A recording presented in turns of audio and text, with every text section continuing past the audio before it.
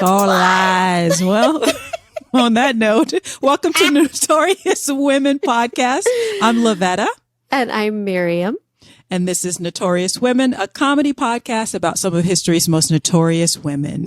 That's right. Okay. Miriam, despite what you think, I don't think you're a mess. I think you are lovely and wonderful. Wow, Lavetta, you're so nice to me. Thank you. That's what friends are for. I know, right? Thank you. Lavetta, you're not a mess at all, just so you know.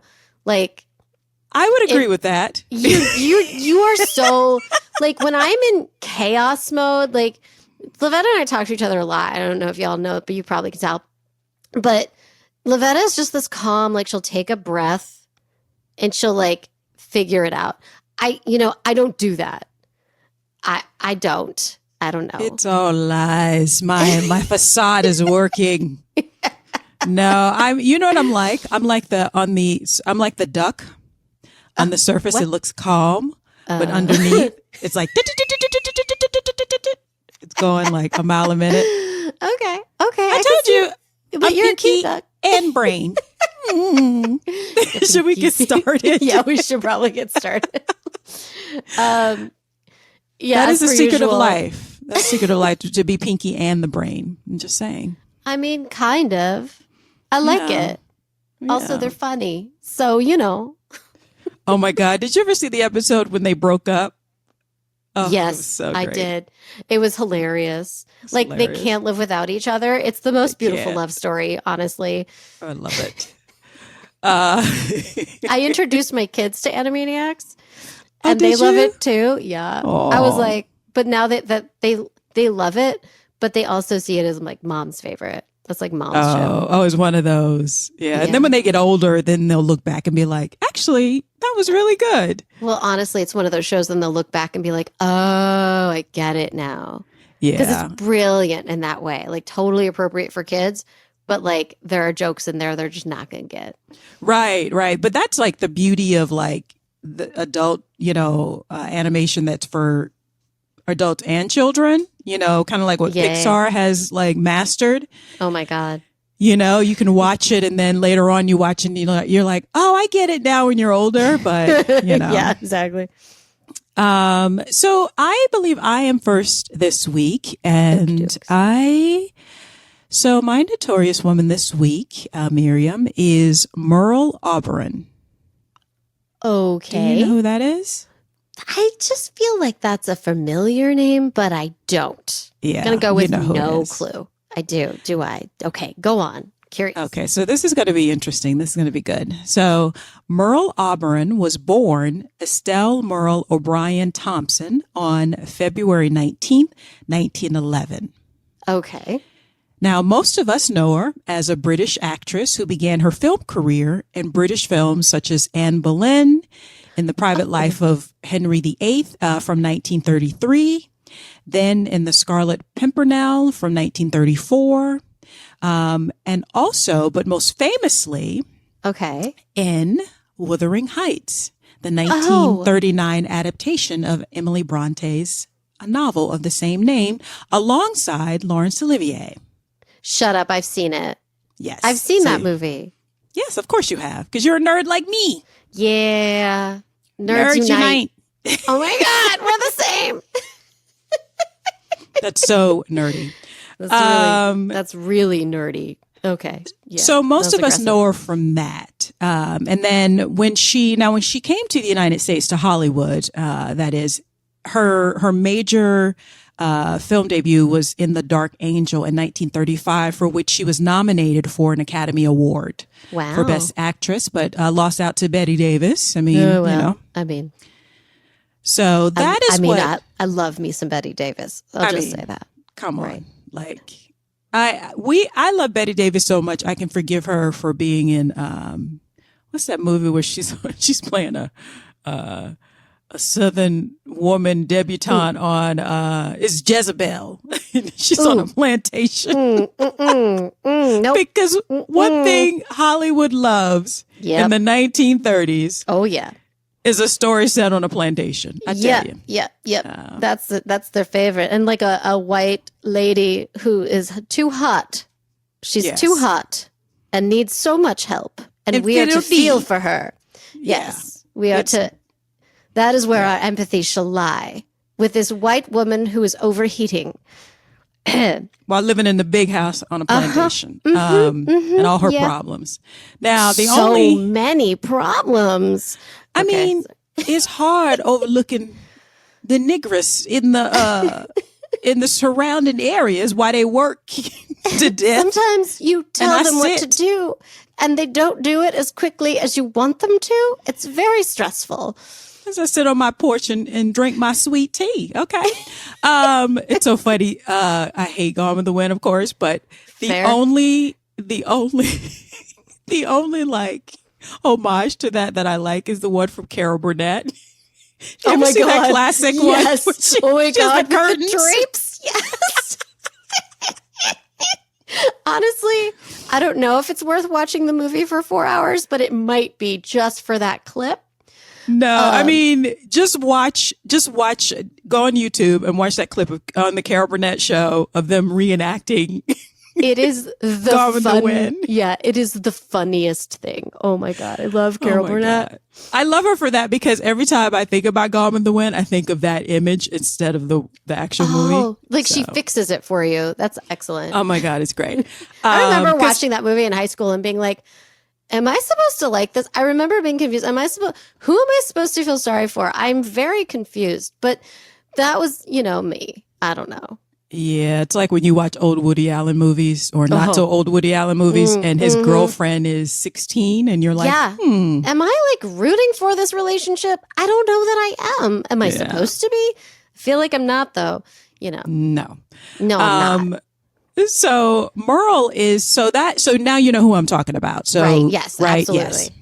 So that is what most people knew about her until around like the 80s.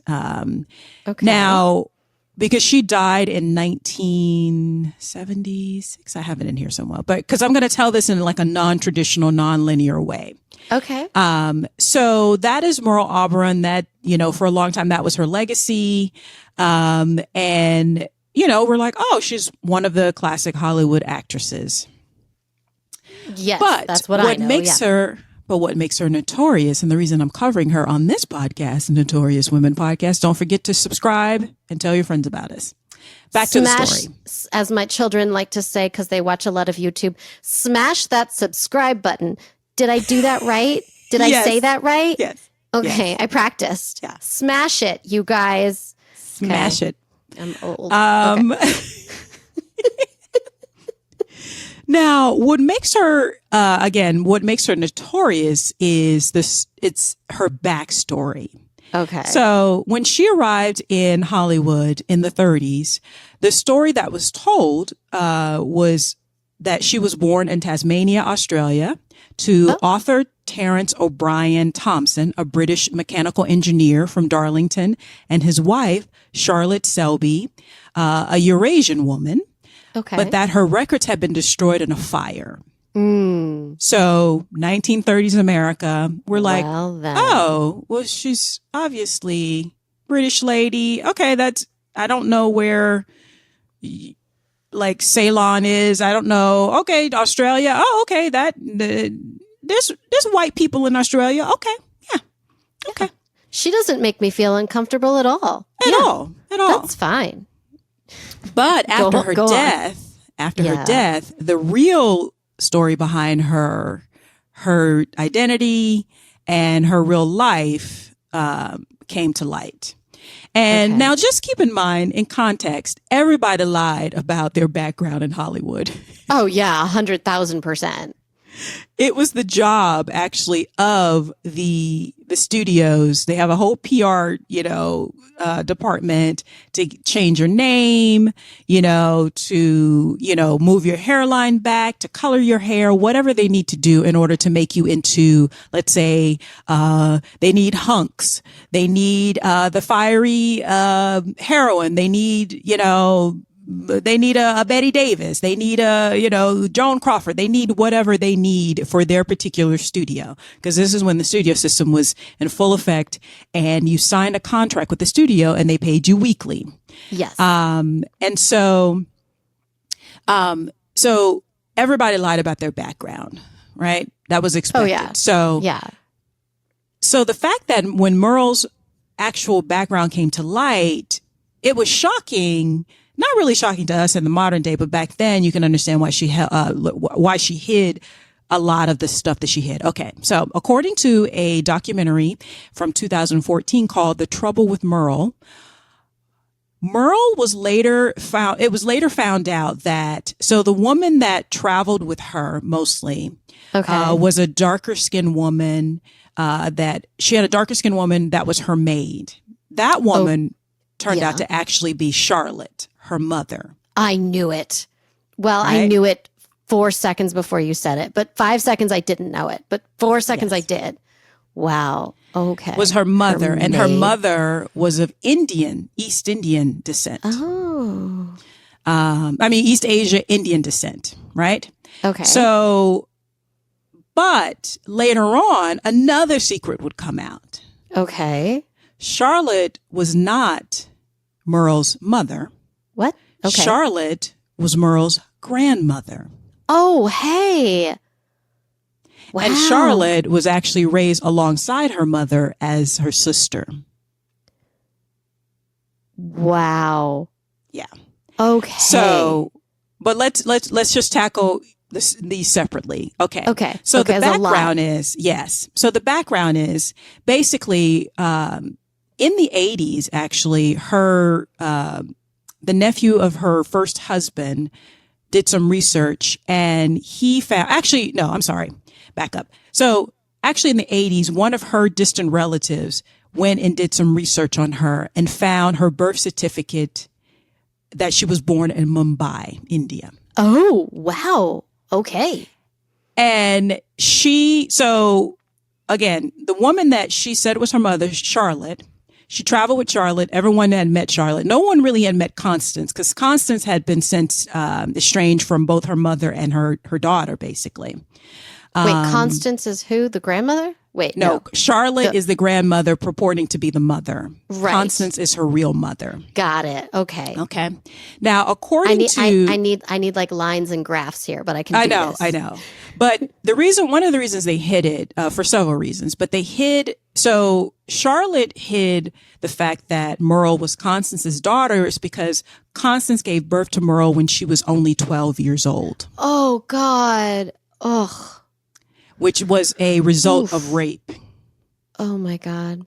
Which Charlotte, had also been raped, and Constance was the result of that rape. Motherfucker. I'll say it. Jesus. Stop raping people. Yeah. My God. Ugh. Children. Oh, my God. Yeah. Charlotte had given birth to Constance because she was raped at the age of 14 by an Anglo-Irish foreman on a tea plantation. Yeah. Stop invading countries. It's bad. Cool. This is the result of colonization of India, right? Yeah. So at the time, again, further context, Merle would be considered Anglo-Indian. Now, Anglo-Indians are basically the offsprings of British men, either exploiting relationships with the local Indian and Sri Lankan women, or outright rape. Yeah. And so unlike today, and it's still hard for biracial people in a lot of ways, depending on where they live, but especially back then in the teens, right? So colonization is at its height in India, and in the East in general. And so sometimes if the Indian girls were lucky, they were able to enter into a relationship that at least they were able to benefit somewhat financially from, or to have that their children could benefit from. But again, if they were raped, then oftentimes that was not a choice that they were given. And then on top of it, the offsprings were not considered really Indian, so they couldn't advance in Indian society. And then, of course, they can't. They're not white, so the British are like, but you're not white. Oh my God. Stop raping women now. And I keep saying this. And no one's listening. And to make matters even more complicated, Charlotte, who's the grandmother, is darker skinned. So she can't pass. Okay. It doesn't say. I couldn't find out. Constance probably is lighter too, but Merle was very light. Okay. Okay.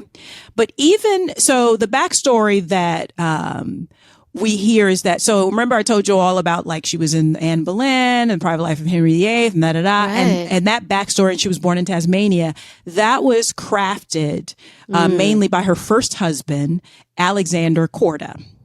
Who was the producer and of the Anne Boleyn. He basically discovered her in England. Okay. And so when she came to the States, again, everybody has a backstory. They make it up. People do it today even. So, it's true.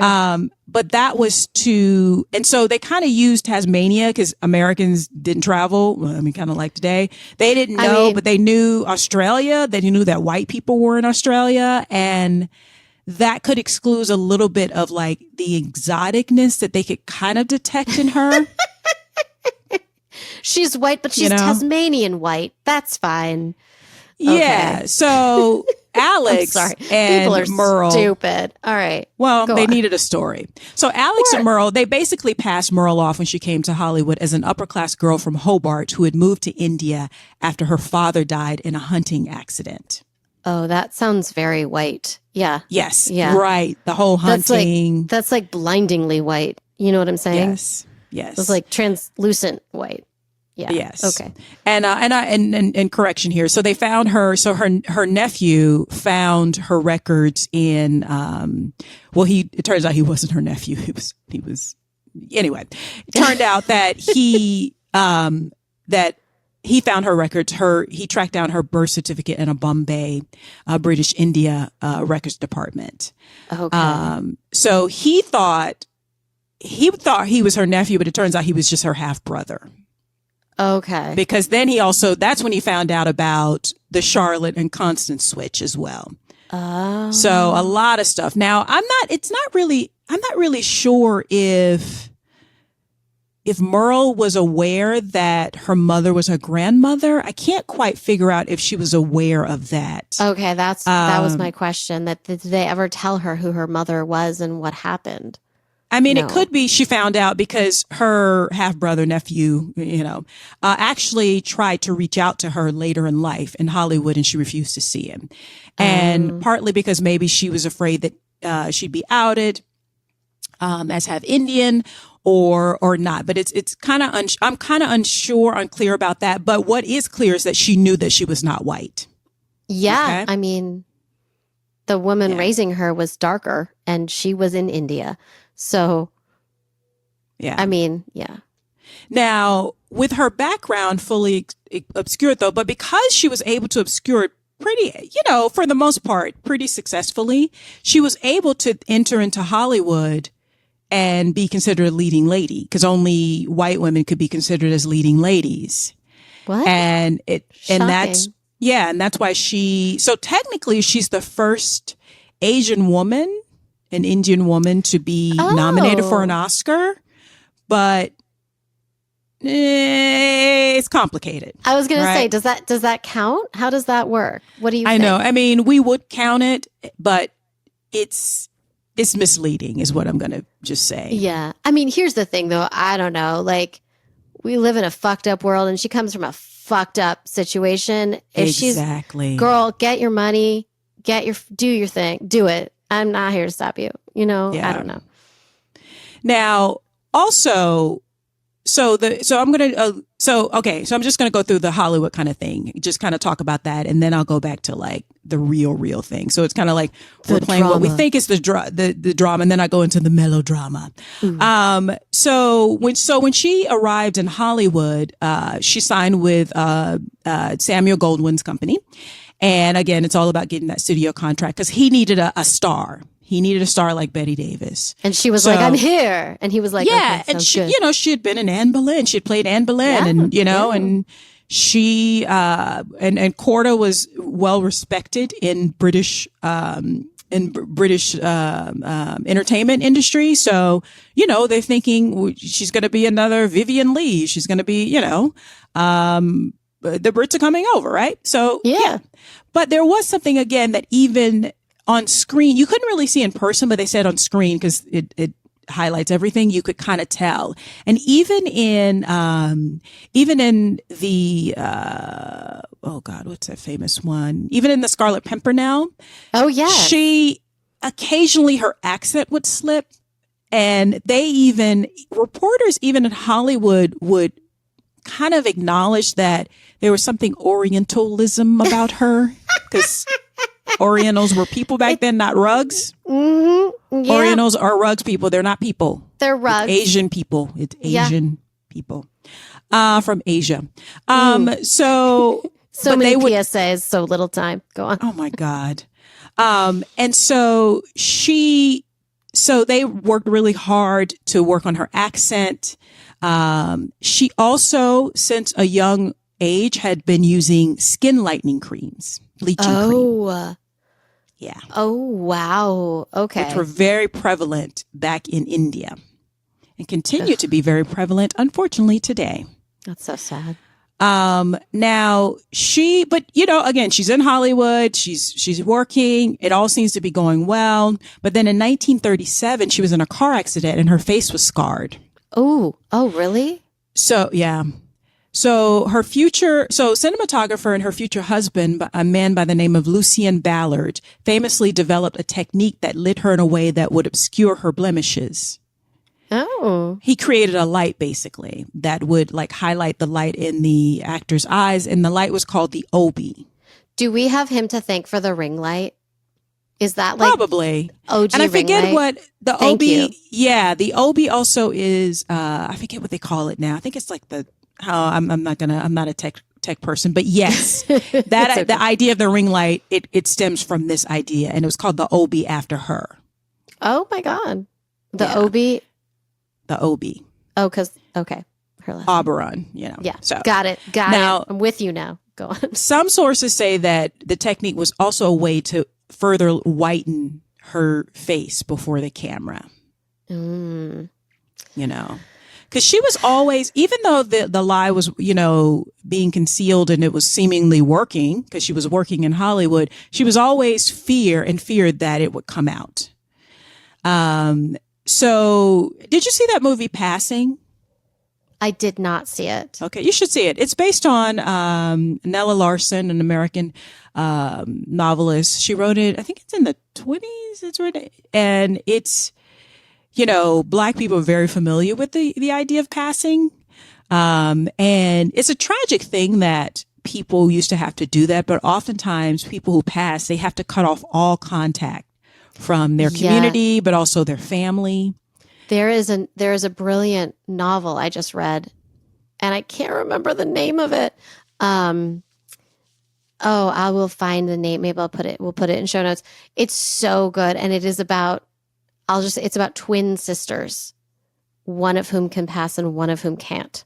And hilarity ensues there. It's also really interesting. What I like is that it kind of opens the door to the world of Los Angeles. Everyone thinks of LA and California as being very, very liberal and very, very open. No, y'all, we didn't let Black people on beaches, not that long ago. Santa Monica was not, you couldn't go on the beach. So I just it's very enlightening to think, I family from here. I was like, what was it like? Do you even remember? It's fascinating. Anyways, that was a tangent. I don't even know the name of this really good book.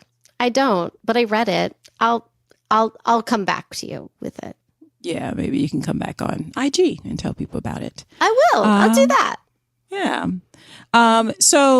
Again, everything's going well. And in 1942, her husband, so she's still married to Alex at this time, he was knighted for his contributions to the war effort in England. So she became lady. I don't know. That's my British response to being knighted. Ho, ho, ho. That feels more French. Okay. Yeah. I'll stop talking. Cool. She became Lady Corda. Now, imagine that. An Indian woman, a mixed race Indian woman, becoming a lady in British society. Yes. I mean, she had to dupe them, but still, I will take it. Yeah. In 1949, so by 1949, in 1945, she and Corda divorced, and she married Lucian, the one who created the light. Now, by all accounts, Corda was not happy about this. He really wanted to keep his marriage together, even though it was purported that Merle was out here spreading her love around. Let's put it nicely. She was out here getting her freak on, and he didn't seem to mind that as much. And she wasn't the only one, by the way. Back in old Hollywood, everybody was fucking everybody. Yeah, I don't know what they were doing, but what's the podcast where You Must Remember This? Yes, damn. Yes. You Must Remember This is a phenomenal podcast. I highly, highly, highly recommend it. And it's one of my sources from today, as well as Wikipedia. Yeah. Okay. So everybody was fucking everybody. So, but Corda still wanted to keep his marriage together, but, and not only just in her heart and in her bed, Merle had moved on. And so she married Lucian, but that would only last for a couple years. They would divorce. She would divorce Lucian in 1949. Oh, wow. That was quick. Yeah. Now, in 1957, she married an Italian-born industrialist. So this is a rich guy named Bruno Paglia. Pagliai. It's Pagliai. Bruno Pagliai. And they adopted 2 children. Now, at first she was always shy of having children for fear that the children would come out dark and give away. And that's another thing that people who are passing have to worry about. Mm-hmm. But she had, decided, okay, because Pagliai was obviously, he's Italian. Italians didn't become white people until I always make that joke, but not yet. But, and also he was actually born in Italy. So he had an accent, but he was like successful in life and proud. So she thought, okay, but when she tried to start conceiving, she found out that she had been given an hysterectomy against her will. Like she didn't even know it. Are you serious? Yeah. Yeah, for a procedure earlier. She had gone in for another procedure and they just took her uterus. Wait a minute. How old was she? She's very young.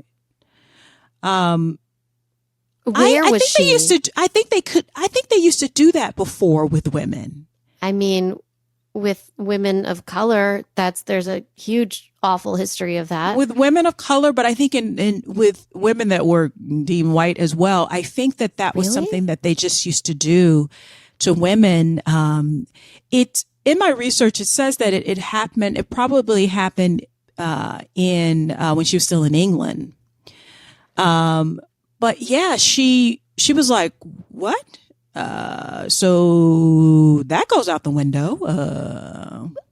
I don't understand. Like, why? What was who directed it? Does that make sense? We forget that we've only had female gynecologists probably in the last, 40 years? Like, it used to be the majority old men who decided what a woman did with her body.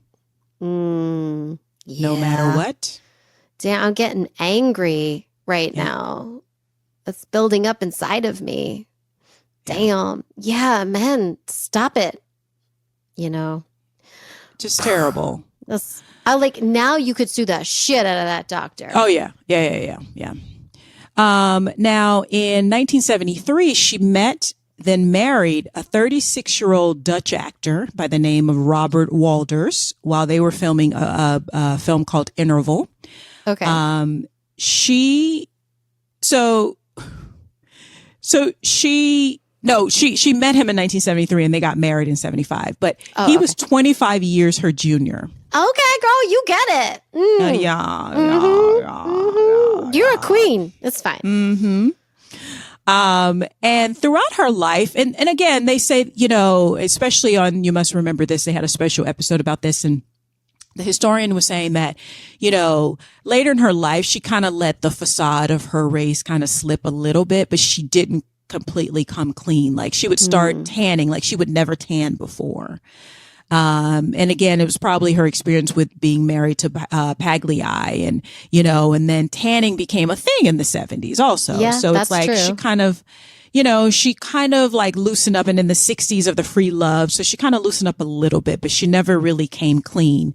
And then she would waffle back and forth between coming clean, kind of admitting something that maybe she lied about her background, but not really coming out and saying it plainly. I will say this about that. Like, I feel like she might, even if she felt like what she had done was I don't know, wrong, but something she's no longer comfortable with because that's not who she is. And, a lot had happened between the 1930s and the 1970s in terms of social acceptance. Mm-hmm. But I'm sure in her head, she thinks it's just too late. That ship has sailed.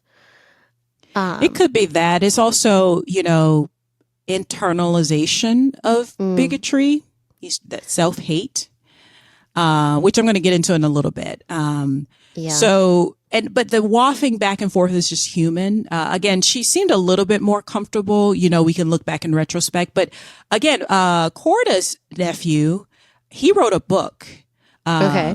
And he, like I said, he, along with her actual blood relatives, reached out to her, but she didn't want to have anything to do with them. But when he started doing his research, and also, again, they kind of knew that her background was a little hazy or what have you. But after his research, he was going to publish a family memoir called Charmed Lives in 1979. And he was going to include her real birthplace, but she threatened to sue him.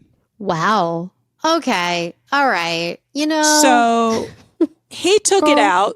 He took it out because he's just like, okay, I respect her, but I don't think she has anything to be ashamed of. But he took it out. So for the rest of her life, until she died in 1979 at the age of 68 from a stroke. Oh. And she basically took the complete history of her background to her grave, and she's interred at Forest Lawn Memorial Park in Glendale.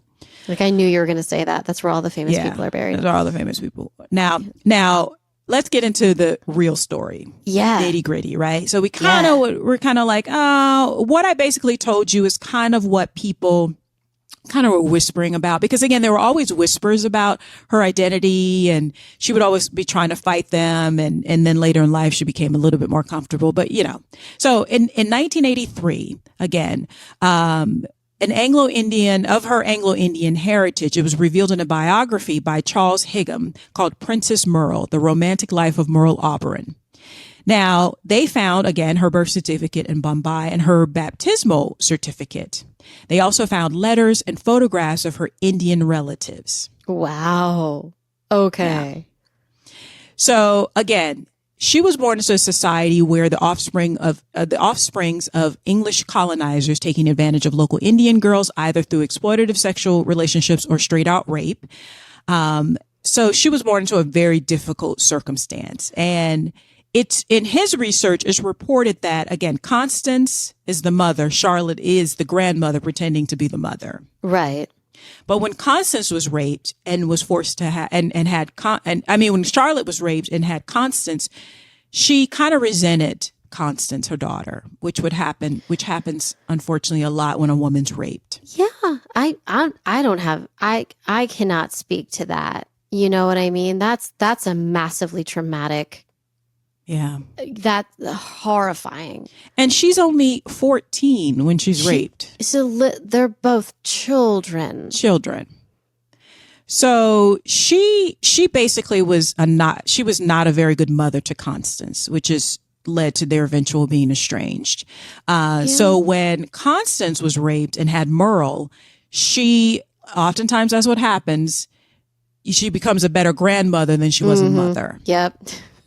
Yeah. And she started to actually pour all of that love into Merle instead of Constance, which could have led to some jealousy as well. Oh, yeah. She's still a kid. She's still a kid. So Constance leaves eventually. So she moves off, and it just becomes Merle and Charlotte living together. And they lived an impoverished life in the shabby flats in Bombay for a few years. And But in 1917, they moved to a better circumstance in Calcutta, present-day Calcutta. Okay. Merle received a scholarship, a foundation scholarship to attend a school, a local school for girls. It's a private school. It's the best private school in Calcutta. Great. But while she was there, she was constantly taunted for her mixed race ethnicity, leading her to quit school. So she was bullied out of school. Ugh, that's awful. People are and awful. She was just homeschooled. Now, she also first performed in the Calcutta Amateur Dramatic Society. Okay. She became completely enamored with films, and around this time, she was just sort of interested in the high life.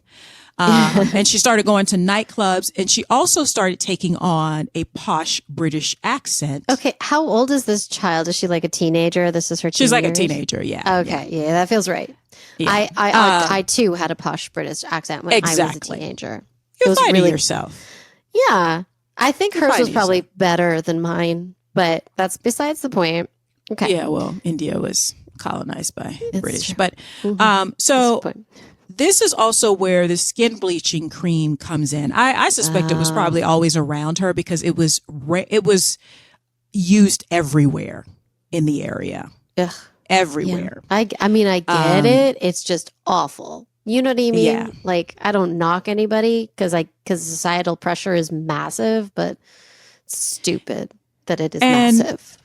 Well, and also, this is also why she internalized. She basically said, according to some researchers, that she internalized at this time that her dark skin was a curse. Yeah. Dooming her and her grandmother to a life of poverty. Because that would seem true in this area, in this time period. Yeah. During this time, she worked at nightclubs. She also worked as a telephone operator, according to Indian journalist Sunanda K. Ray. She worked under the name of Queenie Thompson at this time. Oh, okay. Yeah. And now she would, enter clubs, different contests and stuff, because she's looking for a better life, maybe to get into the equivalent of this today would be getting into modeling and acting, basically. Right. Because, it's not going to come through. She's also living in a town where people know kind of they know her background. Right. Yeah.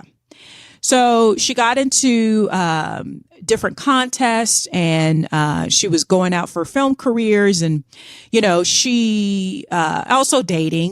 In 1929, she met former actor Colonel Ben Finney, and they dated for a while. And he seemed to like her, but when he saw Charlotte one night at Merle's flat, he realized that Merle was mixed race.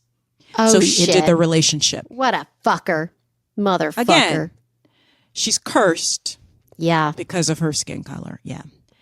However, he's not a complete douchebag. He did promise to introduce her to Rex Ingram of Victorine Studios if she were prepared to travel to France to meet with some. She's like, my bags are packed right now. Literally, that's exactly what happened. Her and Charlotte were like, we out, bitches. Okay, peace, deuces. So they went to France. But when they got there, of course, Ben being a douchebag for breaking up with her because she's mixed race, he avoided her. Oh, wow. But he did leave word with Ingram at the studio. You know what? He can go fuck himself. That's fine. Bye. I mean, it's fine. Sometimes people are just in your life for a season, which he was. Exactly. So they went to meet Ingram, and Ingram liked her exotic appearance. And he quickly hired her in a film called The Three Passions, and it's just as an extra, as a party scene. But, she's thinking, okay, I'm in the thick of it. So she was about 17 or 18. Okay. Soon after that, she went to England. They moved on to England. Okay. Where she worked as a club hostess under the name Queenie O'Brien.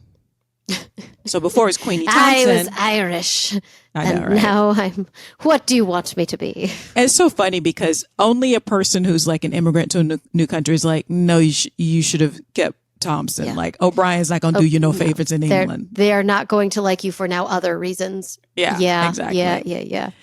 And she played, many roles, small roles and extra roles. And she she's quoted as saying, "I couldn't dance or sing or write or paint. The only possible opening seemed to be in some line in which I could use my face.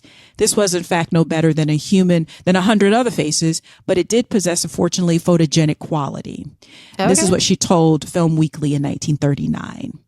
So, now according to some, biographers, again, allegedly, please don't sue us.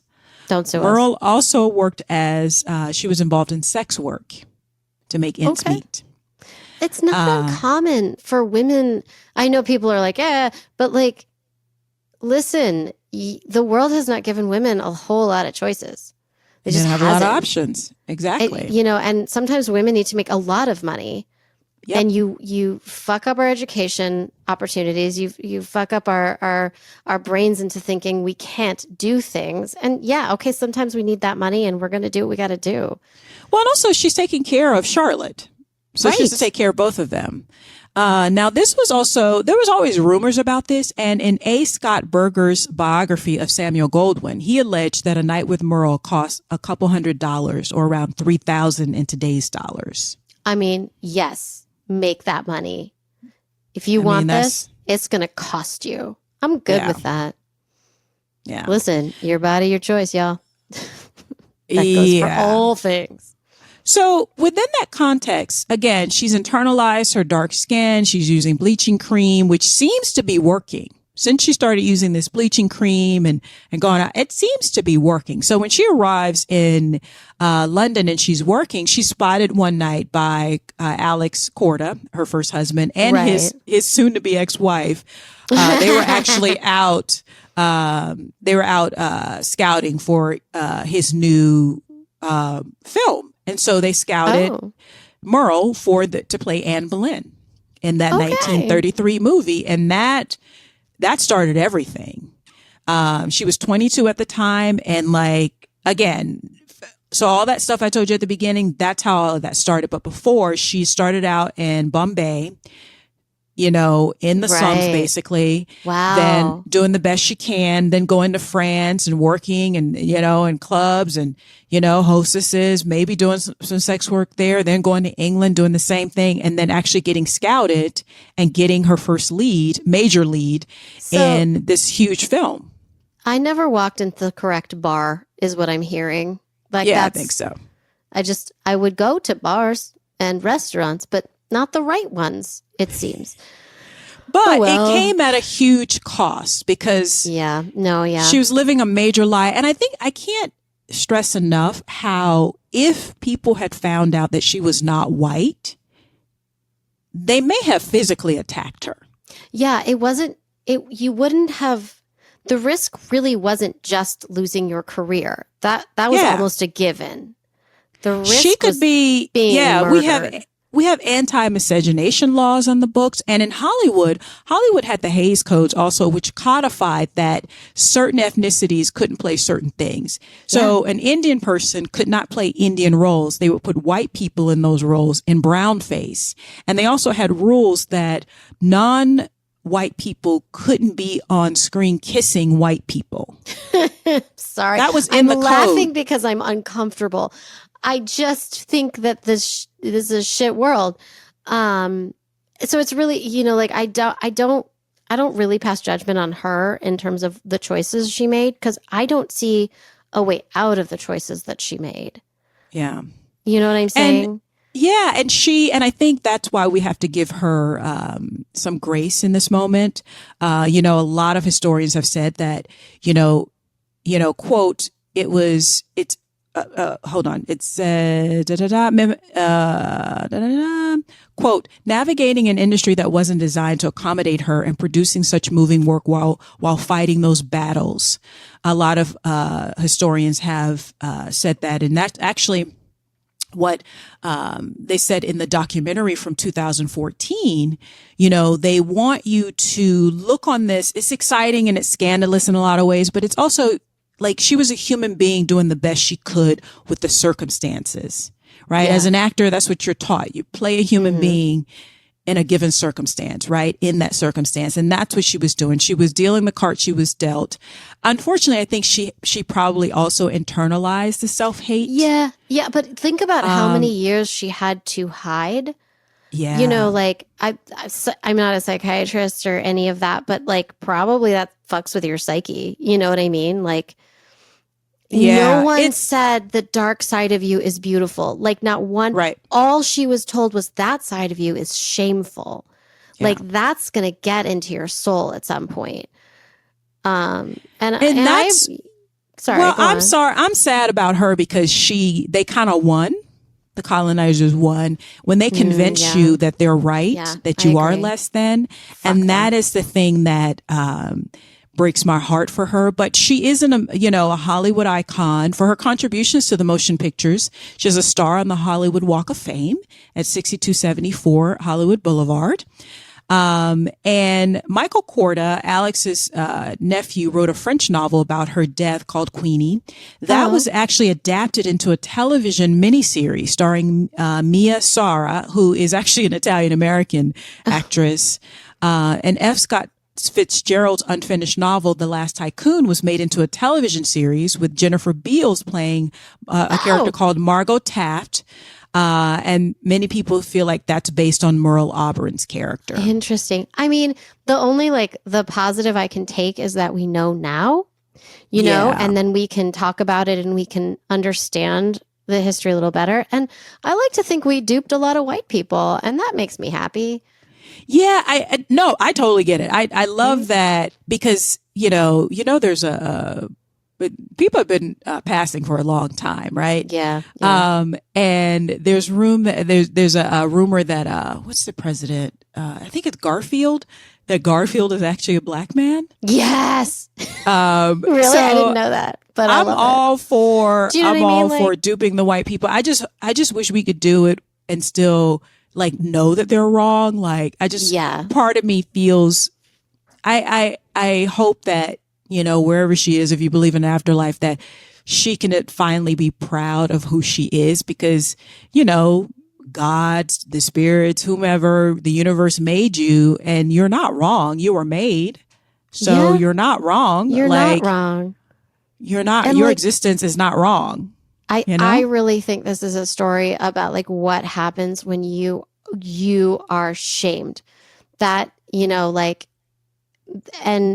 I'm not really going to fault her for how she reacted. It's just sad. It's just really, really sad. It's sad. And so that's Merle Oberon. And my sources today were, again, You Must Remember This podcast with Karina Longworth. You guys should definitely check that out. It's a so fabulous good. podcast. So much drama. Wikipedia, and also an article, a couple articles. There's so many out there now, thank God, that we can get her story out there. There's the positive. There's the gold at the end of the rainbow or the rainbow at the end of the storm. I don't know how these things work, but you know what I'm saying. It's out there now. So now we know. It's out there now. I'll get my metaphor straight eventually. Yeah. And there's also a BBC article by a gentleman by the name of maybe a woman by the name of Merle Sebastian. Oh, okay. There's a tons of articles out there. You can just research this, but I feel like I'm glad that she still has gotten her due in Hollywood because she did contribute to Hollywood, and to British cinema. I just wish she could do it on her own terms is all I can say. But that is my Notorious woman. I love that. That is amazing. Wow. And here, let's look at that and let's think about how many amazing people we missed out on. Yep. Okay. Cause that's what I just heard. Yeah. All right. Thank you, Lavetta. She's amazing. My pleasure. Who's your Notorious woman this week? So we're gonna switch gears here. Are you ready? I'm ready. Lavetta, are you ready to murder some Nazis? Always. Always. Yeah. I thought you would be with me on this one. Die, Nazis, die. Because it's I'm good with the murdering of Nazis, right? Like, that's fine. Nazis are bad. So I got my information to start with history.com and Wikipedia. And they're different phrasings of things, but my notorious woman today is a woman named Freddie Oversteegen. Have you ever heard of her? No. So I haven't either. I just discovered her, and I love her so much. Okay. She was born on September 6th in 1925 in the village of Schoten, Netherlands.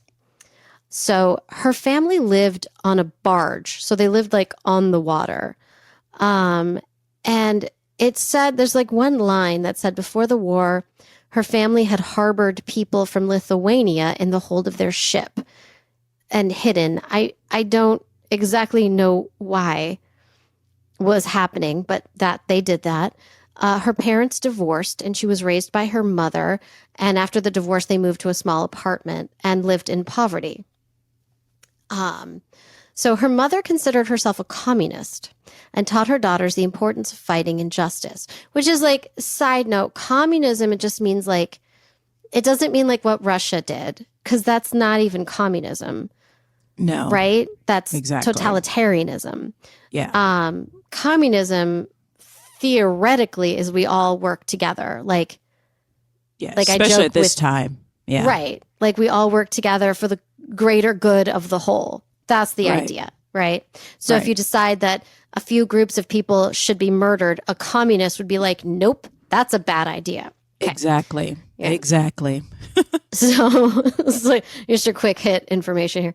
So when Europe was on the brink of war in 1939, she took Jewish refugees into their home. So Freddie has an older sister. The spelling of her sister's name is Truus. Truce. I'm going to call her Truce until someone writes in and tells me that I'm wrong. But I think it's Truce. And the girls began handing out anti-Nazi pamphlets with their mom. And this attracted the notice, that's how they phrased it, I liked it, of Haarlem Council of Resistance Commander Franz van der Wiel. I don't know. I'm trying. So by the way, they lived in Harlem. This is the OG Harlem, Haarlem. Not in the United States, Harlem. Right, which I think they took the word from. Yeah, they did. They did. Because you remember the Dutch in New York City. I mean, I can't go Exactly. into detail, but essentially. Hashtag not historians. Okay. So there's a quote from an interview she did later. We also glued warnings across German posters in the street calling men to work in Germany. And then we'd hurried off on our bikes. So these acts were, just to be clear, like they're not Jewish, but it's still not just as dangerous. It's much more dangerous to be Jewish at this time. But if they were caught, they could easily be killed. Like they would have no qualms murdering these children. They're sympathizers. They're sympathizers, and they were murdering a whole lot of children at that time. So, yeah, how do we feel? It's bad. Nazis are bad. I'm just going to keep saying that. Nazis are bad people. Not German people, Nazis. No, German people are great and not Nazis. It's the Nazis. Exactly. Yeah. So both girls looked very young, and Freddie especially, because she was 14 when she started this. When she would wear braids, she would look even younger. So they were less likely to be suspected. So in 1941, that commander visited their house to ask their mother if he could recruit them for the resistance group, because they were already doing stuff. So wow. Their mother gave permission, and they joined the Council of Resistance, which brought them into a more coordinated effort. Oh, and so she was 14 at this time, which means she was like 11, 12, riding on her bike. Wow. Handing out pamphlets. So after they agreed, that's when they found out what they were there to do, which was sabotage bridges and railway lines and learn to shoot. Oh, okay. They learned to shoot Nazis, girl. Yeah. Wow. Yeah. At 14, 15? At 14. And there's an interview from her sister later saying, she says, I remember my sister saying, well, that's something I've never done before. They're like, oh my okay. Lord. So a couple of years after this, she became one of its armed assassins. Oh, yeah. So History.com says in at least one instance, Truce seduced an SS officer into the woods so that someone from the resistance could shoot him. Wikipedia tells me that they did that on the regular, that they would go to bars, like seduce a soldier, like wink, like be like, hey boy, I love a man in uniform, and he'd follow her out there and then he would be murdered. I like it. Oh, wow. Yeah. Bish, bye. Honeypot. Honeypot. Yep. Mm-hmm. She knew what to do. So Freddie was the first of the girls to kill a soldier by shooting him while riding her bicycle. Damn. She was, so she was in the OG drive-by. Okay. On a bicycle. This is a positive version of that. Wow. They began to go on assassination missions by themselves. And then they focused on killing Dutch collaborators who arrested or endangered Jewish refugees or resistance members. Like, they were like, fuck off. They were like, stop this shit. I love her. But they were about that life. They weren't just saying it. They were like, no. Yeah, we're going to have to kill some motherfuckers. Yep, this is what we're doing. Okay. They were like, okay. There's a quote from Bas van Benda Beckham, who is a former researcher at the Netherlands Institute for War, Holocaust, and Genocide Studies, that she says, they were unusual, these girls. Quote her, there were a lot of women involved in the resistance of the Netherlands, but not so much in the way these girls were. There are not that many examples of women who actually shot collaborators themselves. So Freddie was especially good at following a target or keeping a lookout during missions because she looked so very young. Both sisters never revealed how many Nazis and Dutch collaborators they assassinated. So according to one interview, she would say that she and her sister were soldiers and soldiers don't say. Yeah. Gotcha. They called them liquidations. Damn. Sometimes Has there been a movie made about this? I mean, right? How do we not have this movie? I would watch this movie. I would produce this movie.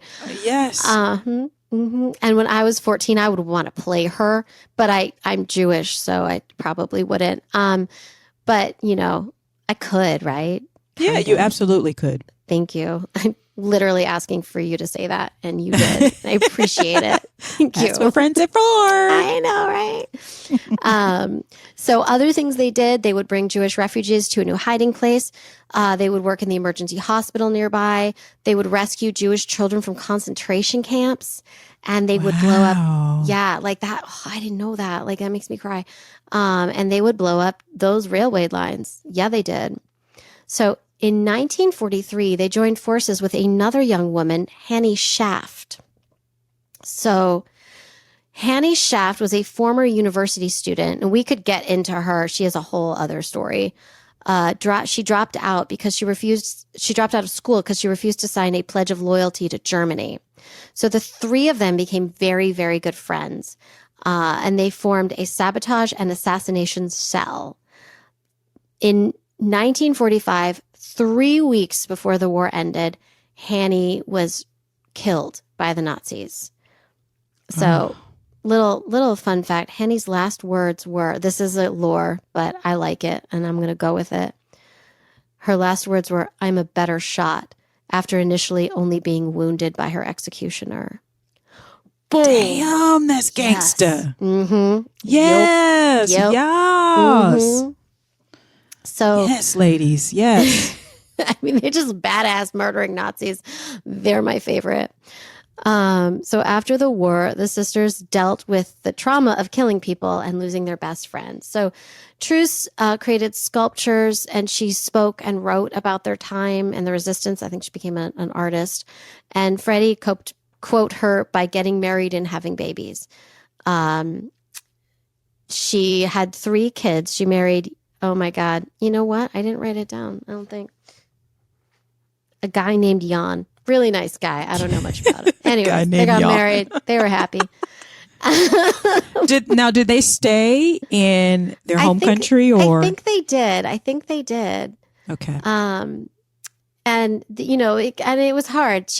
Truss writes or says in one of her interviews, "We did not feel it suited us. It never suits anybody unless they are real criminals." Later, there was the National Henny Shaft Foundation, and Freddie served as a board member on it, and it was established by her sister Truce. There is a street named after Freddie.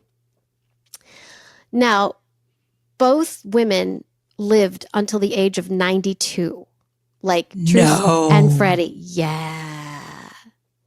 And there's like, you can see pictures of Freddie like smiling and happy, like older. They did not get any recognition until the year 2014. What? Yep. Wow. 2014. Because you want to know why? Why? They sidelined them as communists. Oh. Yeah. That's problematic. Yeah. It's called nuance, people. I mean, y'all, and also right? knowledge. It's like, what time period was this? I mean, come on, dude. Like, really? Okay. Because there were Nazis. You know what Nazis did, right? Okay. Do you not know? Because I could tell you. There's a lot of movies. And it's also like, seems like a lot of like revisionist history and like conflating the communists back then with Nazis. And it's like, no. Oh, yeah. You know what? Because I'm going to venture to say that the West in general is like capitalist means free. Other words mean evil. It's because of the Cold War. Yeah. It's yeah. And that's just that. No, that came afterwards. It's more complicated than that. Yep. So in 2014, they received the national recognition for their service, just national recognition, by receiving so I'm nervous because I have to say these words. Okay. Don't be nervous. Just sound it out. All right. See, this is what I'm saying. She like calms you. Mobilisati urlox cruis. I don't know what I said. I don't know, but it means War Mobilization Cross. Okay. And there's like a cute picture of her holding the cross, like the award, and she's smiling. But like, aww. I know, right? But that is my story. That is what happened. Is she still alive or? No, they died in. Okay, so her sister died in 2018 or 2016. And she died in 2018. Listen, it's not fair because she died one day before her 93rd birthday. Oh, that pisses me off. Man, can you imagine being in your 90s and being like, I killed motherfucking Nazis. I killed those Nazis, right? I killed those assholes. Wow. Gangsta. And they they still had trauma from doing it. Yeah, of course. Murdering is bad, but and also being in war is bad. Like they had to survive. Yeah. I think people who've, for the most part, in the United States, we have it fairly good. It doesn't mean that people have not experienced trauma, violence that's always going on, but it's nothing in comparison to living in a war zone. Yeah. Oh yeah, like an actual Nazis walking around. You're seeing daily. Yeah, people getting shot on the street. Like you're seeing that, and you're seeing who's doing it. Yep. So the brain, and they're in charge. And they're in charge. They're in charge. The people who are doing it are in charge. And they're the problem, and so there's nothing to do. And they shot some motherfucking Nazis. You got to do what you got to do, ladies. Yes. Thank you on behalf of my people. Thank you. Exactly. And also to have such strong convictions at such a young age, but also to go through with it. Because a lot of people do a lot of fucking talking. Listen, and they ain't about that business. Like, I don't think I could do it. I just don't have the makeup, especially at that age. Like, I don't think I could. I could. And that's not, I'm not crediting myself for anything. Do you know what I mean? Like, I'm just in awe of their ability to be like, I see how that's awful and I'm going to do what I need to do. Yeah, I could, because again, I love a murderess. But these aren't murderesses. These are heroes. No, these are heroes. But some motherfuckers need to be dealt with. Right? Listen, I'm okay with killing baby Hitler. Some people need to be pushed over a ledge. I mean, some people need a little poison in their dinner. I'm okay with some of this because the world would be a better place without some of these people on it. Because they want to wreak havoc and spread evil and mayhem and in a war zone. Like, if I will say that what's extraordinary, in all seriousness. Yeah. I'm only half joking, but in all seriousness, I don't know. Armageddon happens and I'm going next to you. I'm following you. You don't listen. You don't want to be with me. Like, I know all these little cute shows y'all like The Walking Dead. Listen, you get bit, I'm locking you out. Yeah. If I get bit, I expect you to lock me out. Ain't none of this. No. Listen. Yeah, you and Sal are on the same wavelength. He's like, you gotta shoot me in the head. I'll be like, but I love you, baby. And he's like, see, that's the problem. Yeah, I like, no, I'm hardcore, like, because I'm like, it's simple. Like, why are we complicating things? Like, zombies are out to bite us. Like, why is this complicated? I don't understand. Like, oh yeah. No, I'm so glad I wasn't born like back in the day, and it was like you see these historical dramas about monarchs. Like, one of my favorites is Elizabeth, and I'm like, I would kill everybody. Like, just kill them. Like, yeah. It's not as rigmarole. Like, but I'm also a softie. Like, I love, like, I believe in protecting the weak, protecting the innocent. You know, you would aggressively make a lot of good sense. Like, I'm wishy-washy, and that I shouldn't do that job. Because some motherfuckers, listen, I've grown. I have a lot more empathy now, but it is very, very simple. Like, if you are an evil person, you should get your comeuppance. I'm not about this, let's pray about it, and you're gonna get yours, you're gonna go to hell. I want you to get hell on earth. Okay. You need to get. I am with you on that. Like, as I said, these ladies, these young ladies shot the Nazis, and I'm like, yes. And that's what I'm saying. They're saying it in front of their faces, and I'm impressed with their bravery, because they were so young. They couldn't possibly know the emotional ramifications. Because, like, I mean, I kid, but obviously killing someone, even if they deserve it or evil, is hard. Yeah. It's going to be hard, and you're going to need some deep therapy and counseling. Yeah, and I think they talk. There's also one of them talks about how, like, there was one she shot and was like suffering on the ground, and her instinct was to go help him, because she's a human and she's not a monster, like, right. But it's like, this was the greater good, and they saw on the daily the horrificness. I mean, if they were rescuing children from concentration camps, then they saw concentration camps. Yeah, that's what I'm saying. They understood what was happening. He's bleeding on the ground, but I'm sure he shot some child. Yeah, so fuck or some him. Old person, because and I know they're like, he's following orders. Don't give a shit. Yeah, but I don't give a shit. Like, if your orders are to round up people, take them from their homes, take all their possessions, send them to work camps and death camps, strip them of all their humanity, take out the gold out of their teeth after you kill them. Mm-hmm. I'm okay with killing you. I'm just saying. I'm okay die. with that. Death seems right to me. I'm just, I might be biased, but I think, like, I'm biased on the face of humanity. You know what I'm saying? Like, based on the fact that humanity, they should die. All right. Yeah, but it's just so impressive that they didn't just look around, because it sounds like they would have been kind of fine. I can't imagine people who are living in that society who aren't gung-ho about what's happening are completely fine, but they could have been, it sounds like they could have been fine, but they didn't put their head in the sand. They were like, we're going to do something about it. They're heroes. We should all be talking about them. Yeah, that's amazing. And what's her name again? Freddie Oversteegen. Oversteegen. Yes. It's probably like Oversteegen. I'm so sorry. Something like that. Which is amazing.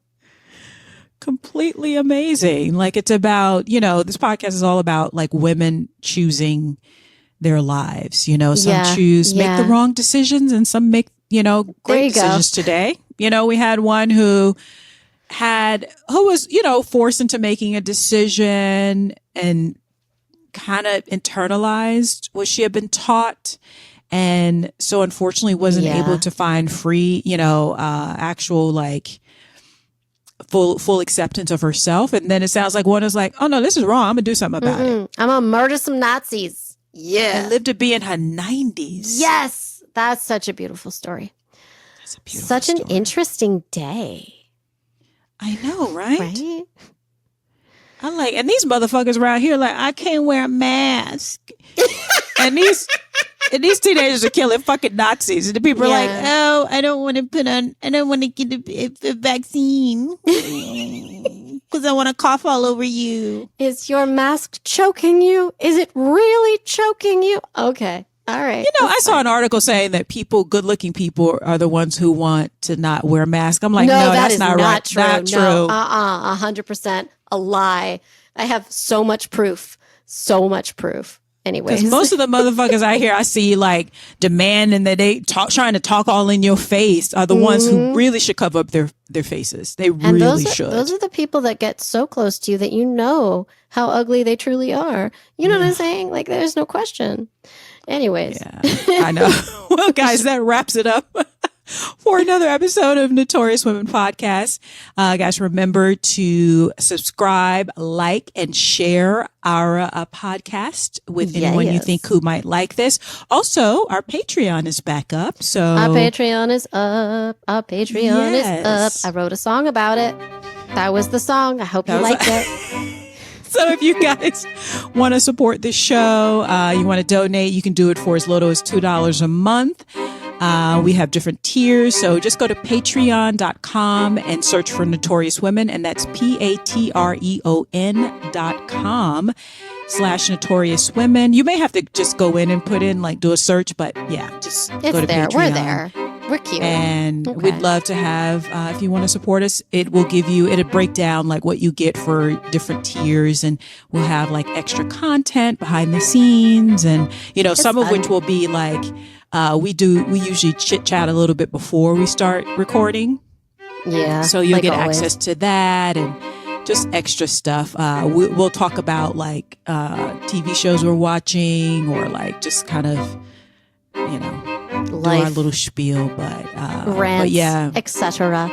Exactly. Miriam, do you want to tell them where they can also find us on socials? Because we're on IG, Notorious Women Podcast. Please come, please play.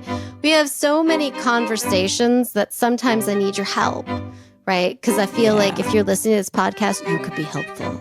There are these men who see these reels and think that I need their opinion. All right. And then Gmail is notoriouswmpod@gmail.com. That's notoriouswmpod@gmail.com. Send us thoughts, ideas. We love to hear from you. Yes. All right, guys. And we will see you next week. Bye. Bye.